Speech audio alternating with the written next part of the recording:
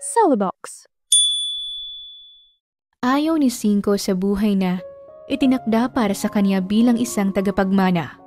Lalo na ang ipakasal sa babaeng pinili ng kanyang lolo. Tumakas siya papuntang probinsya ng yaya niya. At sa hindi inaasahang pagkakataon, doon siya natulungan ng isang tendera ng daing na si Maggie. Matapos matangay ng ilog ang kaniyang tsinelas at hinabol pa siya ng alaga nitong baka. Mabait si Maggie at Pilya, kaya hindi niya rin inaasahan na mapapalapit ang loob niya sa dalaga.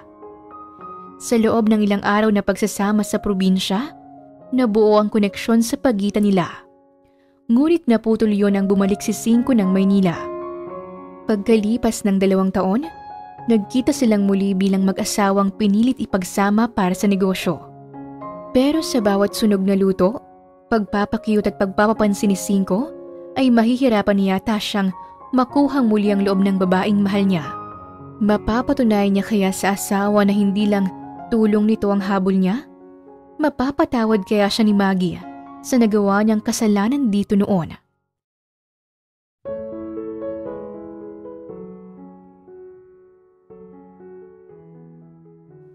Tahimik na dinadama ni Cinco ang malamig na hangin sa tabing ilog. Sa ilalim ng burol, sa may Santo Tomas. Nakahiga lang siya sa damuhan at pasipul-sipol habang nakapikit ang mga mata. Santo Tomas lang naman palang magiging safe zone ko mula sa galit ni Lolo at sa pamimilit niya sa akin na mag-asawa na eh. Not me, Lolo. Kaya ko naman ang sarili ko eh. Teka, kaya ko nga ba talaga? Tanong niya pa sa sarili at biglang napaupo. Inalala niya ang lahat ng nangyari kung papaanong nakarating siya ng Santo Tomas, ang bayan na kinalakihan ng kanyang yaya Magring. Pinalayas lang naman siya ng abuelo dahil lang sa hindi niya pagsunod sa isang bagay na gusto nito. Hay, paano ko nga ba kakayanin? Buong buhay ko, wala akong ginawa kundi ang umasa at maging spoiled sa kanya. Ni hindi niya rin ako hinayaang matutunan ang business niya. Ngayon, paano niya nasasabing ipapamana niya sa akin ang VSC? Hay, naloloko na yata si Lolo. Paano rin ako magkakaroon ng income kung wala naman akong alam na trabaho? Naiinis na ako. Hindi ko na tuloy alam ang gagawin. Hindi naman pwedeng maging palamunin na lang ako ni Yaya Magring. Paubos ng inutang kong pera kay Simon. Tukoy niya sa childhood best friend na nasa Maynila. Problemadong tumayo si Cinco mula sa pagkakasalampak sa damuhan. Nang sandaling sulyapan niya ang ilog ay nanlaki ang kaniyang mga mata sa biglaang pagtalon ng malaking isda mula roon. Bangus ba yun o ano? Paano kaya kung hulihin ko? Tama, ibibigay ko kay Yaya Magring. Masarap pa namang ihawi ng bangus. Sa labis na excitement ay talagang lumuso nga sa ilog si Cinco. Dahil mabato yon, ay hindi na siya nagabalang iwan ng tsinela sa damuhan. Takot niya lang na baka makaapak siya ng matulis na bato at baka masugatan pa siya. Lumapit siya sa may malaking bato kung saan nakita niya kanina ang malaking isda. At nang muli itong magpakita'y walang sinayang na oras si Cinco. Dadakmain niya na sana nang hindi niya na malayang may malalim palang parte ang ilog. Kung kaya't bahagyang nawalan siya ng balanse at natumba. Sinalo siya ng ilog at talaga namang nabasa ang lahat ng suot niya hanggang bewang. Pero ang hindi niya inaasahan ay nang aksidenteng naalis sa kaniyang paang tsinelas. Parang bata na patakbo-takbo siya. Hinahabol ang isang pares ng tsinelas na dahan-dahan ang tinatangay ng ilog. Buisit, mabato yung daan pa uwi kila Yaya Magring. Hindi ka pwedeng maanod. Hintayin mo ako, ano ba? Patuloy pa rin siya sa paghabol pero mukhang hindi niya na maaabutan. Umahon siya sa ilog at tumakbo na lang sa batuhan. Pero nakikipagpaligsahan sa kaniyang tsinelas. Hindi pa sana titigil si Cinco nang may marinig siyang kung ano sa bandang kanan niya. Unti-unti siyang napalingon roon. Talagang nanlaki ang kaniyang mga mata nang makakita ng malaking baka na may black and white na balat. May mahabang sungay din at kung makatingin sa kanya ay para siyang lalamunin ng buhay. Nagsimulang kumalabog ang dibdib ni Cinco nang dahan-dahang humakbang papalapit sa direksyon niya, ang baka. Aba kaibigan, nariyan ka pala. Natatawa niyang sambit kahit pa medyo nanginginig na ang tuhod niya. Alam niya naman na hindi dapat kinakatakutan ng baka. Pero kakaiba talaga ang titig ng baka sa kanya. hanggang sa bigla itong sumingasing ng malakas kaya naman napaatras na si Cinco. Huwag kang lalapit. Gagawin talaga kitang patis ng hamburger. Sa sinabi niya ay tila umiyak ang baka at tumatawag ng mama. Joke lang, hoy. Teka, sinabing huwag kang lumapit. Hoy, ano ba? Buwisit na buhay to. Wala na siyang nagawa kundi ang tumakbo dahil nagalit na yata talaga ang baka sa sinabi niyang gagawin niya itong patis. Parang malaking higante na inilang hakbang lang ni Cinco ang ilog patungo sa kabilang bahagi ng daan. At ang baka ay hindi na nagpapatalo dahil kada lilingon siya ay nasa likod niya pa rin. Sa buong buhay niya, ngayon lang siya hinabol ng walang yang baka na hindi niya naman inaano. Ibinato niya rito ang isa pang pares ng tsinelas niya. Pero natamaan naman sa noo ang baka, pero ayaw magpaawat. Oo na, hindi ka na magiging palaman ng hamburger. Tantanan mo lang ako. Mangiyak-ngiyak niyang sigaw habang paikot-ikot lang sila ng baka sa tabing ilog. Muling nanlaki ang mga mata ni Cinco nang makakita ng tao sa kaniyang unahan. Help! Teka, tulungan mo ako! Parang sinilaban ng apoy ang puwet niya kung magmadali siyang lumapit sa taong nakita niya, na sa tingin niya ay makakatulong sa kanya. Biglang nawala ng lakas si Cinco kaya nang makalapit siya sa taong yon, ay natisod pa siya at nadapa. Nakapikit na napayakap tuloy siya sa binti ng taong yon. Tulungan niyo po ako. Hinahabol ako ng walang yung baka. Hindi ako taga rito. Nagmamakaawa niyang sabi habang mahigpit pa ring nakayakap sa binti nito. Ilang segundo na parang tumahimik ang mundo at tanging pagdagundong lang ng kaniyang puso ang naririnig niya. Iminulat ni Cinco ang mga mata at napatingin sa kung nasaan ang baka. Nasa harap niya at parang wala lang na kumakain ng damo roon. Nakalimutan na yata nito ang galit sa kanya. Teka, hindi ka nagalit? Kumalma ka na? Baraka! Bad yan ha? Narinig niyang malambing na tinig ng isang babae. Napatingala si Cinco dahil mukhang galing ang tinig na yon sa nagmamay-ari ng binting yakap niya. At tama siya, babae ang nakita niya kanina. Nanliit ang kanyang mga mata habang nakatingala pa rin at kinikilala ang babae. Isang pink blouse ang suot nito na pinaresan ng mahabang puting palda. Ang hanggang bewang nitong kulot na buhok ay nakalugay lang. Pero dahil sa sinag ng araw na tumatama sa kanyang muka, ay hindi malinaw sa kanyang maliit at maputi nitong muka. Pwede ka nang tumayo. Hindi ka na raw hahabulin ni Baraka. Mabilis siyang tumayo dahil sa narinig. Tila bumalik siya sa realidad ng bumungis-ngis ang babae at naalala niyang nakakahiya at nakakatawa nga ang nangyari sa kanya. Bakit mo ba siya hinahabol, Baraka? Hindi mo dapat yan ginagawa sa mga estranghero. Bad yun, okay? Humakbang papalapit sa baka ang babae. Kaya nakatalikod na ito sa kanya at hindi niya pa rin makita ang buong mukha nito. Baraka? Yun ba ang pangalan ng bakang yan? Oo, siya si Baraka, ang alaga ko. Mabait naman siya kaya lang hinahabol niya ang mga taong hindi niya kilala. Pasensya ka na. Naku miss, pagsabihan mo talaga yung baka mo. Hindi mo alam kung anong klaseng takot ang pinaramdam niya sa akin kanina. Kung may hawak lang akong itak, ginawa ko na siyang...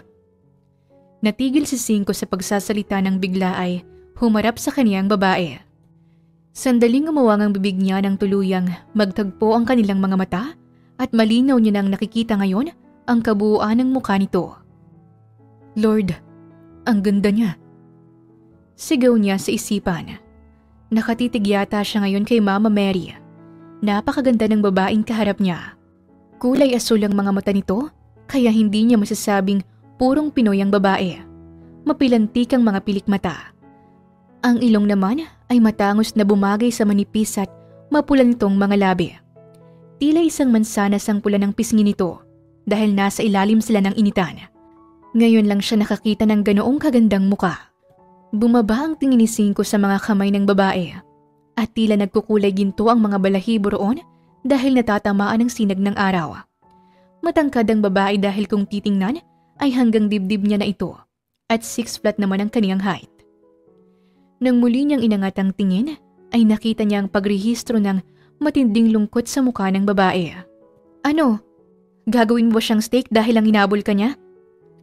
Ha? Hindi. Hindi naman steak. Patis lang sa burger. Sa naging tugon ni Cinco ay kumislap ang mga mata ng babae na parang maiiyak. Hoy, huwag kang umiyak. Joke lang naman yun eh. Hindi ko magagawa yun. Tumakbo pa nga ako sa sobrang takot ko sa kanya. Baka ako pa nga gawin niyang damo dito na ngunguyain niya. Wala akong laban dyan sa baka mo. Tinalikuran siya ng babae at marahan itong hinila ang tali ng baka. Pinanood niya itong itali ang baka sa ilalim ng mayabong na puno ng avocado. Baraka, hinigpitan ko na itong pagkakatali mo. Sana'y huwag ka nang maghabol ng estranghero, okay? Baka kasi gawin kang palaman ng hamburger o di kaya steak ng mga taong walang puso. Grabe ka. Talagang sa akin ka pagalit eh. Ako nga ang biktima rito. Sige na, pwede ka nang bumalik sa pinanggalingan mo kanina. Hindi ka nahahabulin ng alaga ko. Ngumuso ito. Bahagya siyang inirapan. Imbis na mainis sa inasal ng babae, ay napangiti na lang si Cinco. Tinalikuran siya nito at naglakad papalayo sa kanya. Teka miss, saan ka pupunta? Tanong niya habang patakbong hinahabol ang babae. Sinusundan mo ba ako? Hindi. Bale, ano kasi? Ano ba yun? Hinarap siya ng babae at pinanlitan ng mata. Hindi ko na matandaan ang daan pa uwi eh. Naligaw na ako dahil... Dahil hinabol ka ni Baraka. Oo na, sige na. Kasalanan na ng alaga ko. Hindi kita kilala, kaya sure akong hindi ka taga rito. Ayun, nadali mo. Pwede mo ba akong tulungang makauwi sa bahay na tinutuluyan ko? San ka ba nakatira, Mama? Mama? Yun bang tinawag mo sa akin? Gulantang na tanong ni Cinco. Sa gwapo niyang yon, ay tatawagin talaga siyang Mama? Miss, nangiinis ka ba? Sa tingin ko, magkaedad lang tayo. I'm just 23, okay? Bakit mo naman ako tatawaging Mama? Hindi kita kilala eh. Anitong tumalikod na at nagsimula na namang maglakad papalayo sa kanya. Walang nagawa si Cinco kundi ang sumunod sa babae. Kung hindi niya ito susundan, baka mawala pa siya sa gubat na yon at kung ano-anong hayop na naman ang hahabol sa kanya. Fine, ako si Cinco. 5 pesos? Uy! Sa naging reaksyon niya ay talagang natawa ang babae. Alam niya namang tunog pera ang pangalan niya. Pero wag naman itong gawing literal na pera. Pinangalan yun sa akin ng lolo kong si Dos. Okay, kaya wag mong pinagtitripan ng pangalan ko. Anak ni lolo ang daddy ko. Ang pangalan ni daddy ay Fort. Kaya ako naging 5. 5 Villagracia. At hindi 5 pesos. Kuha mo. Sabi mo eh. Pinalayas ako ng lolo ko. Dahil hindi ko sinunod ang utos niya sa akin. At ang Santo Tomas lang ang pwede kong puntahan. Kaya ako nakarating dito sa lugar niyo. Kaya sana naman, maging mabait ka sa katulad kong estranghero. Hindi natuloy ni Cinco ang mga sanay sasabihin at napaigik na lang ng bigla ay may naapakan siyang matulis na bagay. Napahawak siya sa binti ng sumigid ang kirot mula roon. Umawang ang bibig niya nang makita kung ano ang kanyang naapakan. Hala, Diyos ko! Nakaapa ka ng basag na bote! Narinig niyang sabi ng babae at napaluhod na para tingnan ang kanyang paa. Sa labis na sakit dahil sa pagkakaapak ng basag na bote, ay talagang napaupo na sa lupa si Cinco. Diyos ko, ang lalim ng baon ng bubog. Anong gagawin ko? Bakit ba wala kang suot na tsinelas? Napatingin si Cinco sa magandang mukha ng babae at tila nawala ang sakit na kanyang nararamdaman nang makitang punong-puno ng pag-aalala ang mga mata nito habang nakatingin sa paa niya. Pwede, pakikuha yung bubog mula sa paa ko. Ano? Hoy, takot ako sa sugat. Ano ka ba? Ganun ba? Sige, ako na lang ang kukuha. Teka, ako na. Nanginginig pa ang kamay mo. Baka kung mapano pa. Dadahan-dahanin ko lang. Huwag kang mag-alala. Bibilang ako ng... Pwedeng huwag ka nang bumilang. Mas lalo akong kinakabahan eh. Kailangan ko yun para maging ready ka. Sinigawan siya ng babae na parang mangiyak-ngiyak na rin dahil sa sitwasyon niya. Sige, pikit na lang ako. Hanggang 3 lang ha. Sige, bibilang na ako. 1? Teka. O bakit? Tila naiinis na nitong tanong sa kanya. Dahan-dahan lang, naiintindihan mo? Oo na. Sige na, pikit na. 1, 2. Malakas na napasigaw si Cinco nang bigla nitong hinugot ang bubog mula sa paa niya. nang hindi pa umaabot sa 3 ang bilang nito. Kukuha pa sana siya ng lakas habang nagbibilang ito, pero hindi niya na nagawa. Kaya naman damang-dama niya ang pagkaalis ng matulis na bagay na yun mula sa kaniyang paa. Napaaray siya at nanlaki ang magagandang mga mata ng babae. Nang muli ay sumigaw si Cinco. Hanep, akala ko ba bibilang ka hanggang 3? Malakas niyang bulalas sa babae, pero imbis na matakot dahil sinigawan niya, ay humagalpak pa ito ng tawa. Sorry na, masyado lang akong na-excite eh. First time ko kasi to. Tugon nito pagkatapos ay muling natawa. Kaya nga, first time mo. Tapos kung makahugot ka naman dyan, parang lagi mo na tong ginagawa. Ang pangit mo pala kapag nasasaktan. Tingnan mo, naluluha ka na. Kalalaki mong tao eh. Hindi na kayo migsisingko dahil naaasar na siya. Nagtaka siya nang biglang tumayo ang babae at palinga-linga sa paligid. Hoy, teka, saan ka pupunta? Huwag mo kong iwan dito. Pakiusap niya nang maglakad dito papalayo. Hindi siya nito sinagot at patuloy lang sa paghahanap ng kung ano na hindi niya alam. Pinanood niya itong pumitas ng berdeng dahon mula sa kanang banda nila. Patakbo na muli itong lumapit sa kanya. Dinikdik ng bato ang dahong hawak nito at ilalapat na sana sa paa niyang nasugatan, pero pinigilan niya. Teka, ano yung ginagawa mo ha? Bakit mo nilalagay sa sugat ko ang maruming dahon na yan? Magkakaroon ako ng impeksyon sa ginagawa mong yan eh. Hay, anak mayaman ka nga, kaya hindi mo alam kung ano to. Mama, for your information, ito ay hagunoy. Ginagamit to ng mahihirap bilang first aid para sa mga sugat. Hagunoy? Oo, at kapag tumai ka at walang tissue o tubig na panghugas ng puwet, pwede mo tong gamitin. Ano? Nandidiring bulalas ni Cinco. Hindi makapaniwalang napatitig lang siya sa hagonoy na hawak nito. Kaya wag mong minamalit ang dahong to, okay? Impeksyon daw. Akin na yung paa mo nang mahilom na ang sugat. Wala siyang nagawa ng dahan-dahan itong hinilang kaniyang paa. Bahagya siyang napangiwi nang ilapat na nito ang dinitdik na dahon ng hagunoy. May konting hapdi siyang naramdaman pero hindi naman ganoon katindi. Namangha siya nang punitin ng babae ang ibabang bahagi ng mahaba nitong palda at ginawang pantali sa paa niya. Pinahiram din siya nito ng isang pares ng tsinelas. Tigi isang pares ng tsinelas ang suot nila habang binabagtas ang daan pa uwi. Gulat si Cinco nang malamang 3 bahay lang pala ang pagitan ng bahay nila Yaya Magring mula sa bahay ng babae. 4 na taon na ang nakakaraan mula nung huli niyang binisita ang kaniyang yaya, kaya hindi pamilyar kay Cinco ang babae. At kapag naroon kasi siya, ay matagal ng 3 araw. Kilala niya ang halos karamihan ng mga lokal doon, pero ang babaeng yon na may alagang bakay hindi niya kilala. Hay, salamat naman at si Maggie palang tumulong sa'yo. Ani Yaya Magring na tinatanggal ng pagkakatali sa paa niya para linisan ng betadine. Matanda na si Yaya Magring. 65 anyos na, pero malakas pa rin naman at malusog. Magandang Yaya Magring niya noong kabataan ito. At ang gandang yun ngayon ay nakatago na sa kulubot na balat at namumuting mga buhok. Pinatigil niya ito sa pag-aalaga sa kanya noong graduate siya ng college at pumunta siya ng US para mag-travel. Pero dahil ina ang turing niya kay Yaya Magring, ay lagi niya pa ring binibisita at hindi niya nakakalimutang ibigay ang lahat ng pangangailangan nito, kahit hindi naman ito humihingi. May mga anak ding nag-aalaga rito. Maggie?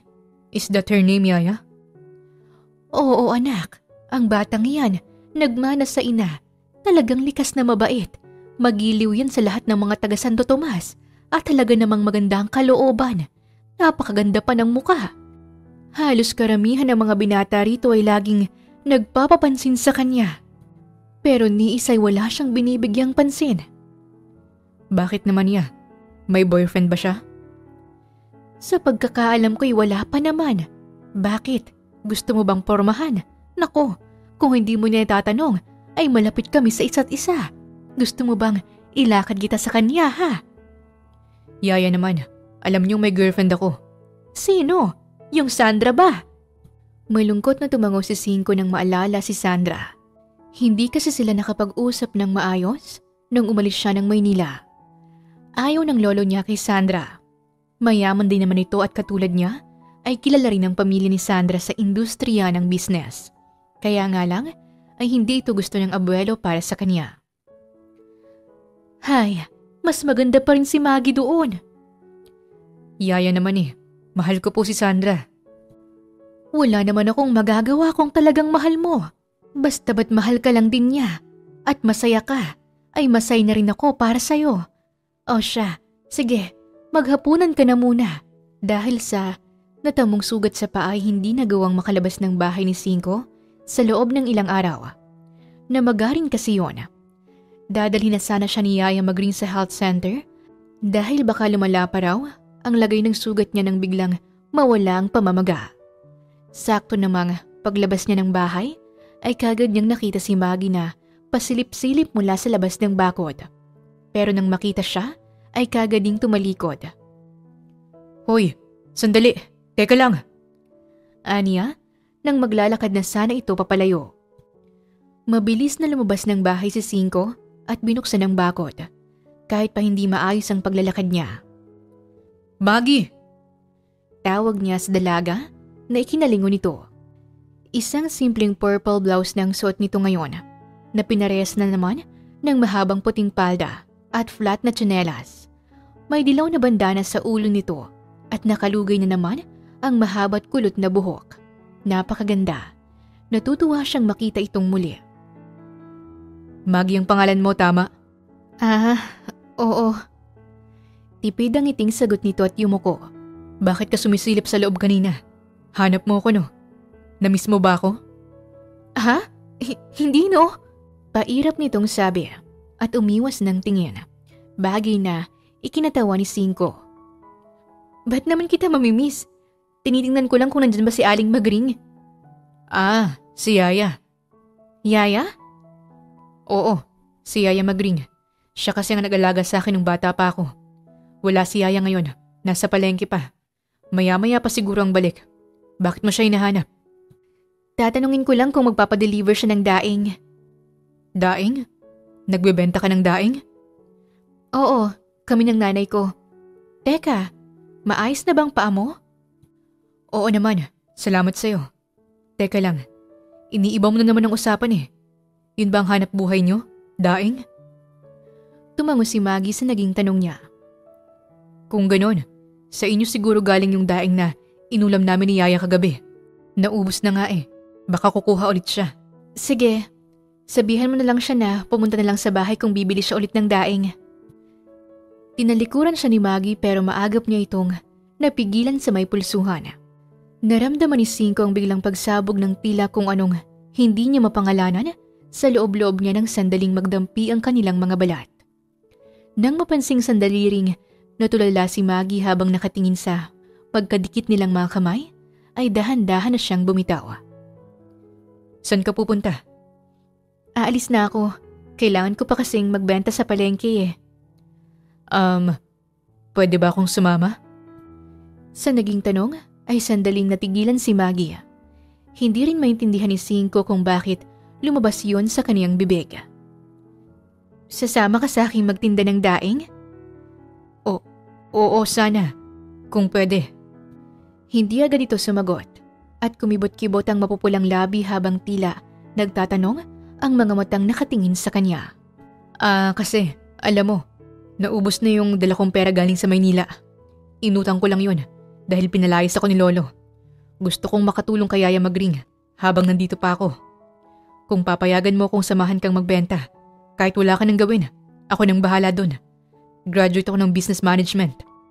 Kaya alam ko ang marketing strategy para maibenta natin ang lahat ng daing mo. Halos hindi matapos ni Cinco ang mga sanay sasabihin nang biglang humagalpak ng tawa si Maggie. Nagtatakang tiningnan niya tuloy ito. Hoy, bakit ka tumatawa? May nakakatawa ba sa nasabi ko? Loko ka ba? Hindi na kailangan ng marketing strategy sa pagbebenta ko ng daing. Dahil mga order naman yun ng mga customers namin Kukunin ko na lang ang pera doon sa palengke. Kumbaga sa English, sold na yun lahat, mama. Mama? Sinabing hindi nga ako mama Bata pa ako at Cinco ang pangalan ko. Oo na, Cinco. 5 centavos? Ikaw. Sa lubong ang kilay na dinuro ni 5 si Maggie dahil talagang pinagtitripan ang pangalan niya. Sige, kung gusto mo talagang magka-income, pwede naman kitang tulungan. Dito sa Santo Tomas, hindi pwede ang tamad, pati bata rito sa amin ay nagtatrabaho. Kung ganun, tulungan mo ko. Promise, babawi naman ako sa'yo eh. Sa palengke, may part-time job ako doon. Medyo malit ang sahod pero makukuha mo kagad pagkatapos ng trabaho. Talaga? Excited na tanong ni 5. Namimilog ang mga matang nakatingin kay Maggie. Anong trabaho ba yun? Basta, sabihin mo lang kung game ka. Game ako syempre. Tara na. Pero yung paa mo. Ayos na ang paa ko. Malayo sa bituka. Ah, talaga? Para namang hindi ka naluha nung... Idinikit ni 5 ang hintuturong daliri sa labi ni Maggie na ikinalaki ng maganda nitong mga mata. Ang ganda mo pero may pagkamadaldal ka rin pala. Tara na nga lang. Inakbayan niya si Maggie na para lang silang magtropa. Tinutulak naman siya nito at sinasabing mabaho raw siya kahit ang totoo ay kakaligo niya pa lang. Isinama siya ni Maggie sa munting bahay ng mga ito. Hindi kalakihan at yari sa kawayan, pero malinis at maaliwalas ang loob. Komportable ang kung sino mang papasok. Ipinakilala siya ng dalaga sa nanay nitong si Tita Ariana, 43 years old at nagnenegosyo ng daing. Napansin kagad ni 5 ang kagandahan ng ginang na minanan ni Maggie.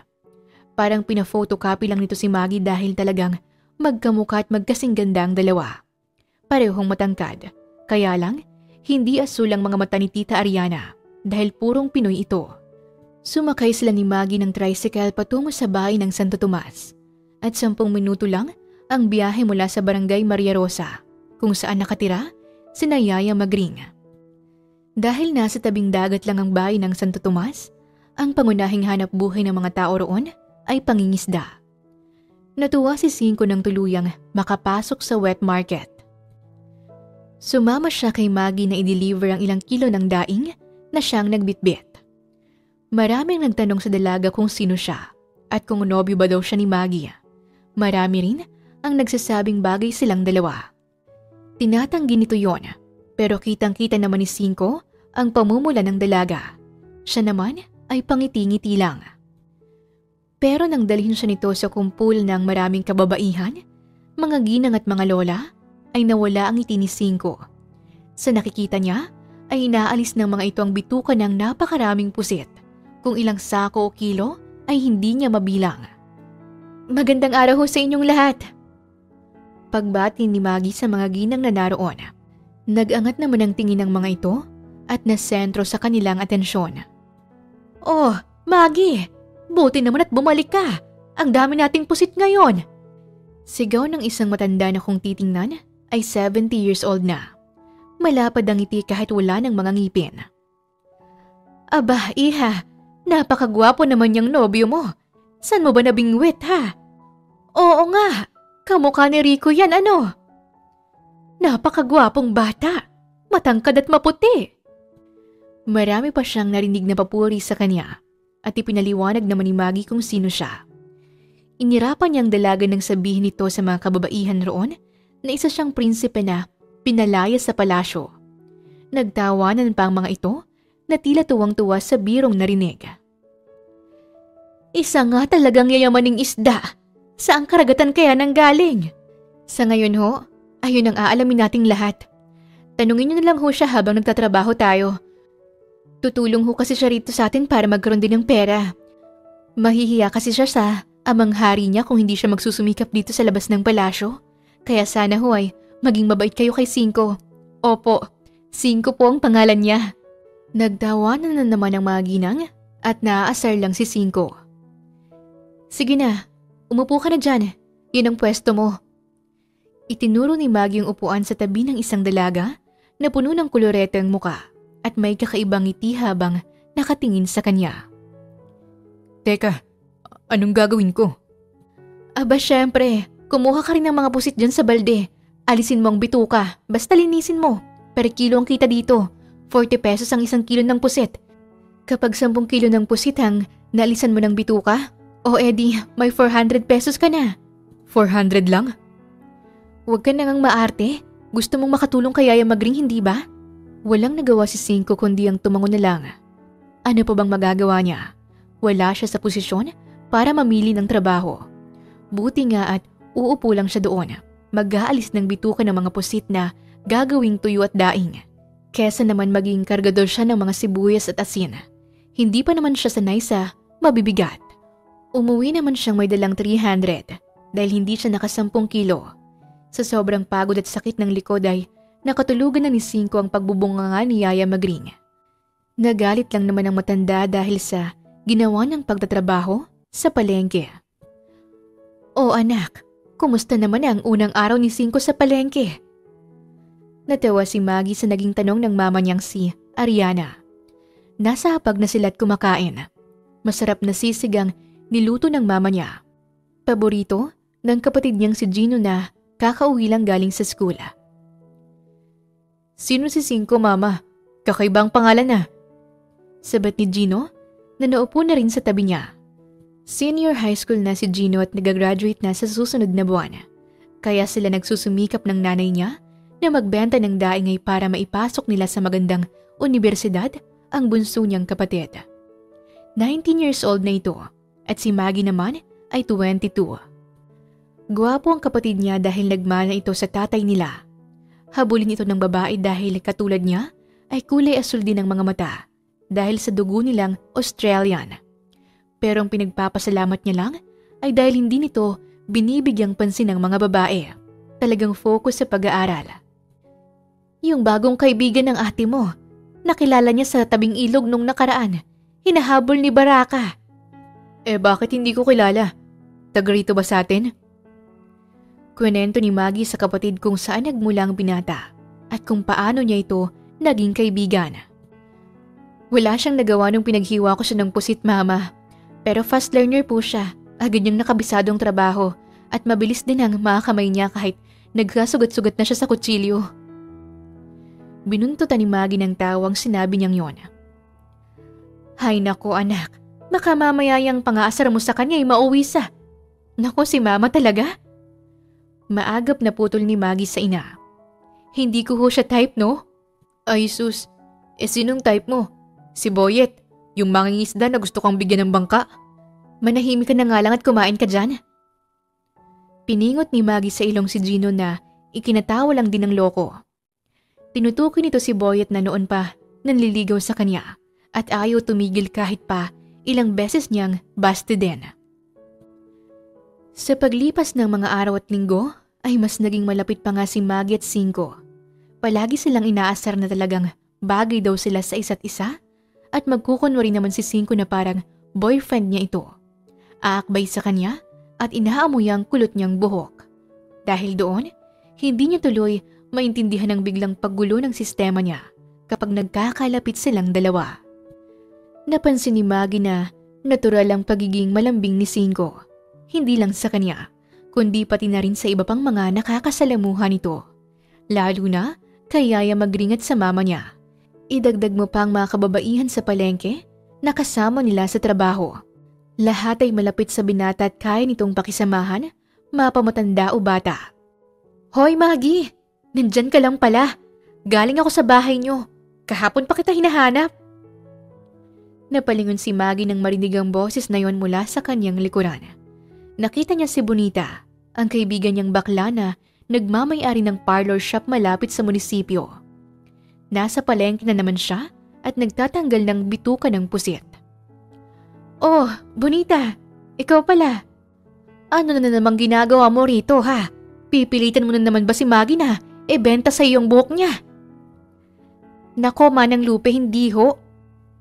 Natatawang ikinumpas ni Bonita ang kamay sa hangin. Nandito ako para sabihin kay Maggie na siyang gusto kong irekomenda sa barangay bilang Miss Maria Rosa. Sa susunod na buwan ng fiesta mga mima. Ay, oo nga ano. Magandang idea nga yan. Bagay nga si Maggie doon dahil napakaganda. Matalino pa, kaya siguradong ipapanalo niya ang sityo natin. Kanya-kanya ng papuri ang mga ginang kay Maggie habang si Maggie ay hindi alam kung ano ang sasabihin dahil pinakaayaw niya sa lahat ay ang sumali sa kahit na anong contest, lalo na sa beauty contest. Nakuha na rin pati ang atensyon ni Cinco. Nako, Bonita, hindi kasi ako. Huwag kang mag-alala, akong bahala sa'yo. Tuturuan kitang rumampa, pagagandahin kita. At saka may nahanap na rin akong magiging partner mo. Partner ko? Oo, at mukhang pwede siya. Nagpapakyut na, itinuro ni Bonita si Cinco na ikinakurap ng binata. Sinang-ayunan naman yon ng mga ginang nakasama nila. Hindi nakaimik si Maggie. Bumilis na naman ang tibok ng puso niya habang nakatingin lang sila ni Cinco sa isa't isa. Pero hindi kasi siya lokal dito sa Santo Tomas, kaya wala akong ibang ipapartner sa'yo kung hindi si Boyet. Dagdag ni Bonita na ikinatawa ng lahat ng marinig ang pangalan ng pinakamasipag na manliligaw ni Maggie. Wala siyang nagawa ng magpumilit ang mga kabarangay niya na pumayag siyang sumali sa contest. Umuo na lang siya kay Bonita na ikinatuwa rin ng mga ginang. Pero si Cinco, nang gumabi na at inihatid na siya pauwi sa bahay nila, ay tila malalim ang iniisip. Sino ba si Boyet? Walang gana nitong tanong habang bitbit ang balding may lamang puset na imamarinate mamaya ng kaniyang mama. Naglalakad sila papasok sa sitio. 5 minuto lang naman ang layo mula sa sakayan ng tricycle. Si Boyet? Isang binatang mangingisda na taga rito. Nanliligaw sa akin. Gwapo ba siya? Macho? Mayaman? Ilang taon na? Gusto mo ba siya? Sunod-sunod na tanong ni Cinco na nagpatigil kay Maggie sa paglalakad.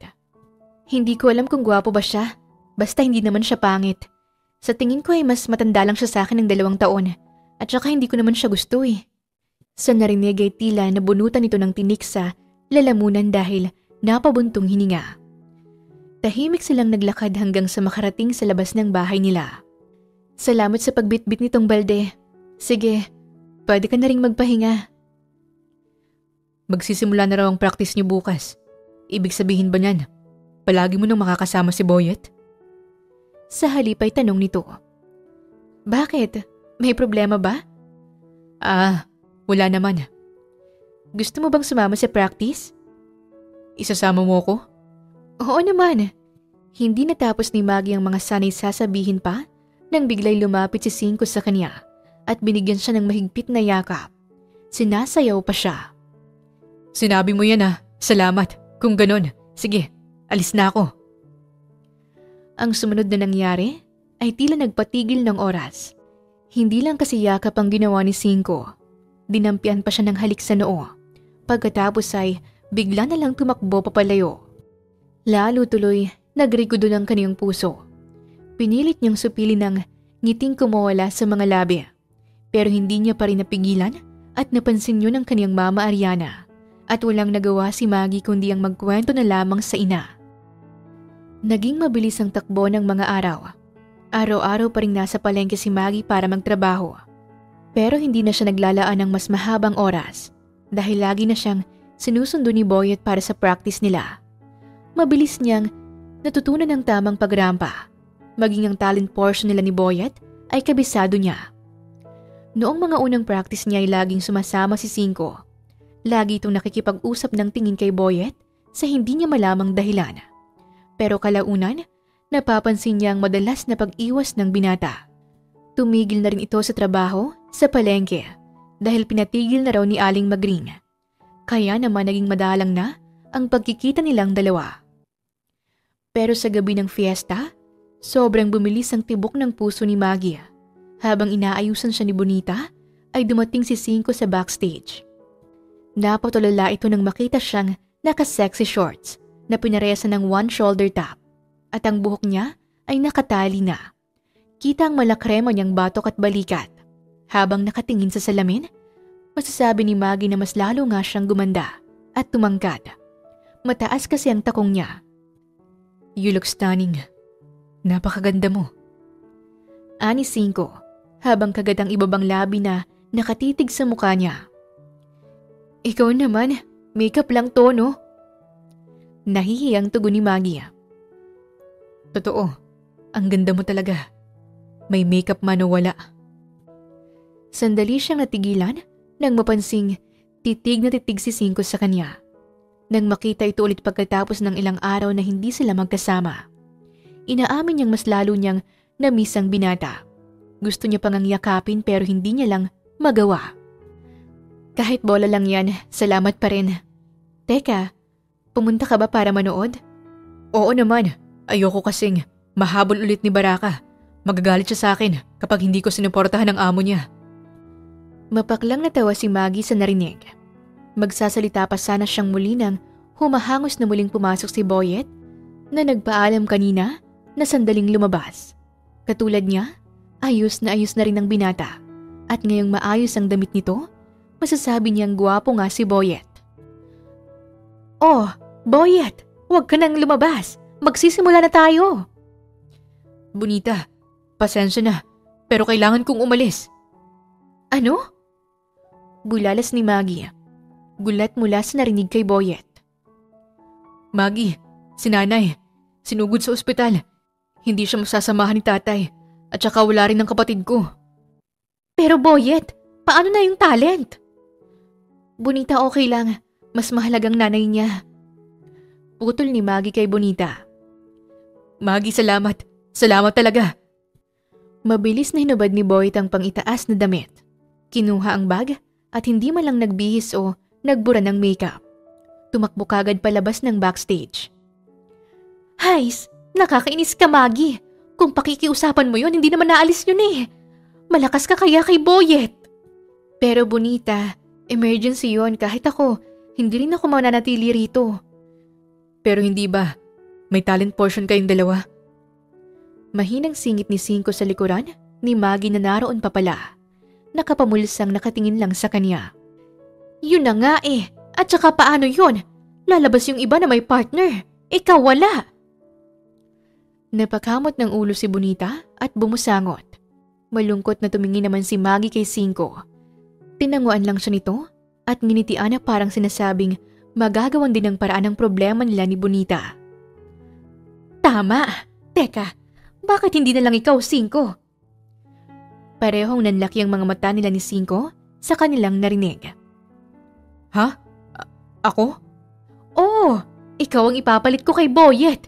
Sasabihin ko sa management na nagkaroon ng emergency si Boyet at hindi rarampa ng walang partner si Maggie. Teka lang Bonita, hindi alam ni Cinco ang gagawin. Huwag kang mag-alala, ako naman ang bahala sa harap eh. Bonita, wala pa akong sinasabing pumapayag ako. Hindi natapos ni Cinco ang mga sasabihin nang biglang magsalita ang MC. 10 minuto na lang daw ay magsisimula na. Sige na naman Cinco, papayag ka bang mapahiya si Maggie? Siyempre hindi. Oh halika na, upo ka dito, aayusan na kita. At dahil gwapo ka naman na, konting shining shimmering na lang ang kailangan mo. Kaya na ng 10 minutes, Diyos ko Lord. Walang nagawang binata ng hilahin to ni Bonita para ayusan. At kahit nabibigla sa mga pangyayari, hindi pa rin napigilan ni Maggie ang matawa. Mabuti na lang at hinubad ni Boyet ang kaninang t-shirt para sa introduction at kasyang-kasya naman kay Cinco. Medyo fit nga lang. Halatang-halata ang matipuno nitong dibdib at ang mga biceps sa braso.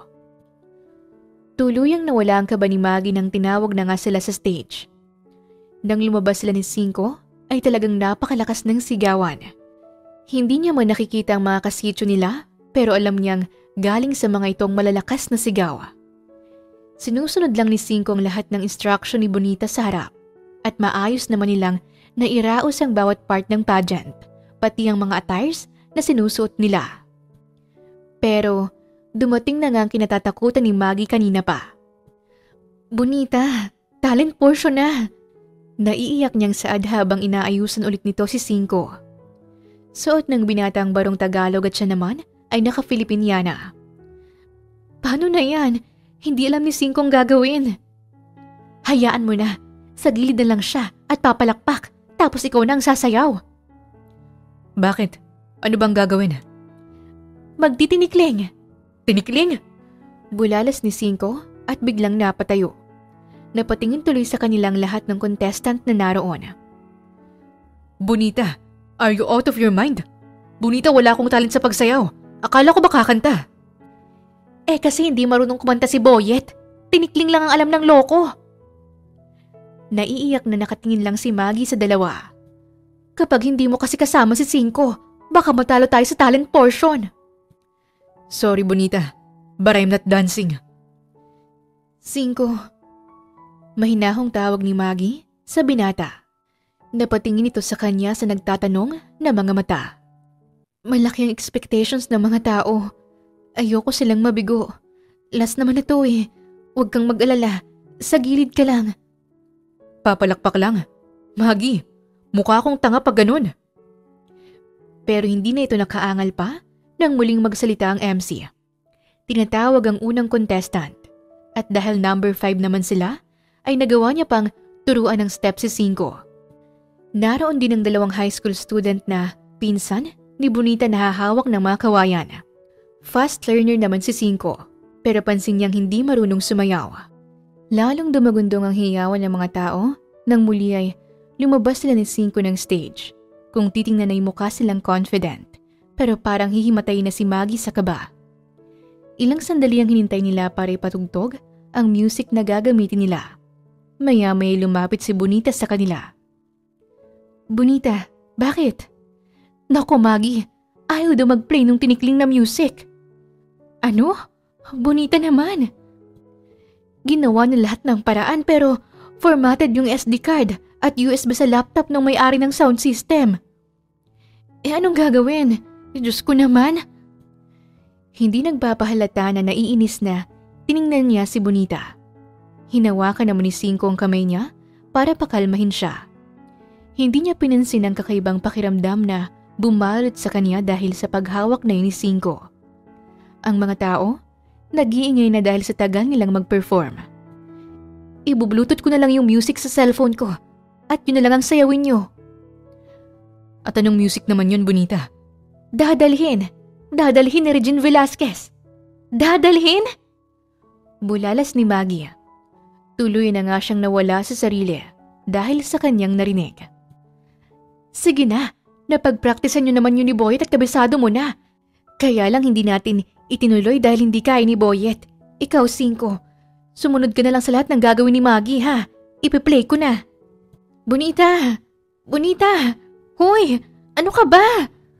Wala na talagang nagawa si Maggie nang pinatugtog na ang kantang dadalhin. Ang sigaw ng lahat ng tao sa paligid, walang kasing lakas. Ang hiya naman nila ni Cinco sa harap, walang kapantay. Buwisit na Bonita. Kung alam niya lang na ganito ang kalalabasan, hindi na siya sumali. Sinayaw nga nila ni Cinco ang kantang yon at masasabi ni Maggie na para silang tangang dalawa. Sa mataas na stage, kapag naapakan ni Cinco ang paa niya at napapangiwi na pilit sumasabay sa bawat galaw niya, ay humahagalpak na lang ng tawa si Maggie. Dog show na kung dog show, pero hindi talaga nila nairaos ang pesteng talent portion na yon.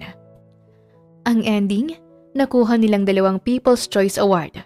Nahakot ni Maggie ang mga award tulad ng Miss Flawless, Miss Photogenic at iba pa.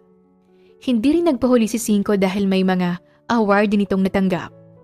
Hindi mananalo sa talent portion pero pagdating sa question and answer, hindi na talaga nakahabol ang ibang contestant.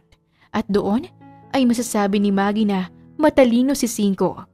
Nasagot nito ng walang kagatol-gatol ang question at ganoon rin siya. Naiuwi nila ang corona at ang titulong Mr. and Miss Maria Rosa. Nagawa natin! Grabe, hindi ako makapaniwalang nanalo tayo! Naiiyak na sambit ni Maggie at mabilis na yumakap kay Cinco kaya natigil ito sa paglalakad. Hinahatid na kasi siya ng binata pa uwi sa bahay nila. Hindi niya napigilan ang saya. Talagang napayakap siya kay Cinco. Ako rin, masaya ako dahil nanalo ka. Naramdaman niyang pagyakap ni Cinco pabalik. Sobrang sarap nun sa pakiramdam. Pero nang makaramdam ng hiya, ay kagading bumitaw si Maggie. Ano ka ba? Tayong 2 nanalo, hindi lang ako. Si Boyd pa rin ang partner mo. Oo nga, yung perang napanalunan natin, bukas ko pa pwedeng i-claim. At tingin ko, ibibigay ko na lang kay Boyd at kay Bonita. Pareho kasi nilang kailangan eh. Ibibigay mo sa kanila? Oo, si Boyet para sa nanay niya. Si Bonita naman, kailangan ng bunso niyang kapatid, PWD. 10,000 yun. Makakatulong na yun sa kanila. So paano ka? Ako? Sapat naman na yung kinikita ko araw-araw para sa allowance ni Gino. May nitatabi rin kami ni nanay para sa pangkolehiyo niya. Sa ngayon, hindi ko pa masyadong kailangan. Pero, nasa stage ka rin pala kanina. Siguro papakiusapan ko na lang si Boyet at Bonita na hatian ka. Sorry 5 ha. Nakalimutan kong nag-participate ka rin pala. Baka kailangan ni Yaya mag-ring. Sa sinabi niya, ay matagal na napatitig si 5 sa kanya. Bakit? May marumi ba sa mukha ko? Wala. Umiling ito at nakayukong ngumiti. Pagkatapos ay naaaliw ang mga mata na muli siyang tiningnan. Naisip ko lang na yan ang isa sa mga dahilan kung bakit unti-unti na akong nahuhulog sa'yo. Natahimik si Maggie. Pakiramdam niya ay sandali siyang nabingi at tanging paglakas lang ng tibok ng puso ang kaniyang naririnig. Ano? Nahuhulog ka sa akin? Yes, you heard it right, Maggie. Pero hindi naman ako bangin, hindi ba? Para mahulog ka sa akin? Tanong niya na sandaling ikinatigil ni 5 tapos ay mahinang natawa. Tama ka, hindi ka nga bangin. Pero ewan ko ba kung bakit nakakaramdam ako ng ganito kapag... Maggie anak! Nariyan ka na pala! Narinig nilang tinig ng mama niya mula sa nakabukas na bintana. Nakarating na pala sila kahit hindi nito natuloy ang sanay sasabihin. Ano ulit yung sinabi mo? Sabihin mo na, hindi naman maririnig ni mama eh. Tila nagmamadaling sabi ni Maggie. Ando na ang salitang gusto niyang marinig, naudlot pa. Pero sa halip na sagutin siya ni 5, ay matamis na ngiti lang ang pinakawalan nito at hinaplos ang pisngi niya. Usap na lang ulit tayo bukas. You have to rest. Naghihintay na si tita. Pero 5, susunduin kita bukas. Maagang maaga. Mag-picnic tayo dun sa tabing ilog. Ako nang bahala sa lahat. Hindi napigilan ni Maggie ang mapangiti. Para kasing niyayaya siyang mag-date ni 5. At mas maganda pa nga sa tabing ilog. Payapat masarap sa pakiramdam ang hangin. Sige, good night. Good night, Maggie. Sige, uwi ka na. Hindi, pasok ka muna. Hindi, uwi ka muna. Hindi ako uuwi kapag hindi ka muna pumasok. Hay, sige na nga. Kahit ayaw pang pumasok ni Maggie dahil gusto niya pang titigan si 5, ay wala siyang magawa dahil naghihintay na nga sa loob ang mama niya. Pero nang tumalikod siya, ay hindi niya inaasahan ang maagap na pagpigil ni 5 sa kaniyang pulsuhan. Hinila siya nito, papalapit sa katawan nito, hanggang sa natagpuan niya na lang ang sarili na nakakulong sa mainit na yakap nito, habang marubdob na siniil siya ng nakaw ngunit masarap at nakakabaliw na halik. Sandali siyang napatitig lang sa kawalan habang dinadama ang paraan ng pag-angkin ni 5 sa kaniyang mga labi. Sa sobrang sarap nun, ni hindi niya namalayang tumutugo na rin pala siya, at yon ang kaniyang unang halik. Nang gabing yon, hindi rin nakatulog si Maggie. Magdamag lang naman siyang nagpagulong-gulong sa higaan habang dinadama pa rin sa labi ang halik ni 5. Kinabukasan ay tinanghali na siya ng gising. May usapan pa naman sila ni 5, kaya naman kaagad siyang naligo at nag-ayos. Paglabas niya ng kwarto ay ang mama niya agad ang bumungad sa kanya. Ma, si 5 ho ba pumunta dito sa bahay kanina? Oo, nakadalawang balik na nga eh. Mama, bakit hindi mo ako ginising? Gigisingin naman talaga kita eh, pero sinabi ni 5 na huwag ka nalang istorbohin dahil pagod ka kagabi. Ang mabuti pa, puntahan mo na sa bahay nila. Mabilis ang bawat hakbang ni Maggie papunta sa bahay nila Aling Magring. Pero nasa malayo pa siya, ay nakita niya ng isang SUV na nakaparada sa labas ng bahay. Mabilis siyang naglakad papalapit roon, pero natigilan siya sa paglalakad Nang mula sa labas ng bakod ay tanaw niya ang bakuran ng bahay at nakita niya si Cinco. May kasama ito, isang maganda ngunit hindi niya kilalang babae. Tila nag-uusap ang dalawa. Parang naistatwa sa kinatatayuan si Maggie nang makitang sumunod na nangyari. Si Cinco at ang babaeng kaharap nito naghahalikan habang mahigpit na nakayakap sa isa't isa. Mabilis siyang tumalikod at tumakbo papalayo dahil tila biglang sumikip ang dibdib niya. Habang tumatakbo si Maggie ay para siyang nawawala sa sarili. Gusto niya na lang mapagod ng mapagod.